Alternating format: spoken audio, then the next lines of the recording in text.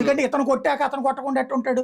ఉమ్, మనకి అవును. మనమేం గాంధీ గారి వంశమేం కాదు కదా. వెంటనే కొట్టాడు. కాబట్టి అతను రివర్స్ లో కొట్టడంలో తప్పేం లేదు. ఉమ్, కానీ ఆ తర్వాత వీళ్ళందరూ పిడిగుద్దలు కొద్దడం తప్పు. ఉమ్, ప్రాక్టికల్ గా నిజాయితీగా మాట్లాడుకుంటే ఉమ్, ఇతను క్యూ లైన్ లో నుంచోమంటం తప్పు, అవును, అది అయితే తప్పే. అతను కొట్టడం తప్పు, ఉమ్, ఇతన్ని కొట్టడం తప్పులేదు, అది అవును. వీళ్ళందరూ కొట్టడం తప్పు. అంటే ఎంత దూరం నుంచి వచ్చినా ఇప్పుడు పోలింగ్ క్యూ లైన్ అనేది ఎలా ఉంటదంటే పొద్దున్నే పాల ప్యాకెట్ క్యూ లైన్ లో నుంచి ఉన్నట్టే ఫీల్ అవుతారు వాళ్ళు.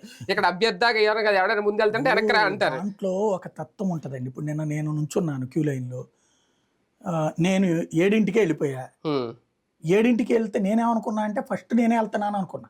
హైదరాబాద్ లో నేను ఓటేసేటప్పుడు 7ంటికి వెళ్తే ఉమ్, నేనే వెళ్ళి మొట్టమొదటి ఓడిని అయ్యేవాడు అవును. ఉమ్, ఆసిఫ్ నగర్ లో ఓటేస్తా. ఉమ్, అదే ఇక్కడ వచ్చేటప్పటికి నేను ఓటేస్తే ఉమ్, నేను ఓటేద్దామని వెళ్తే అప్పటికే అవును, క్యూ లైన్ ఉంది. క్యూ లైన్ ఉంటుంది.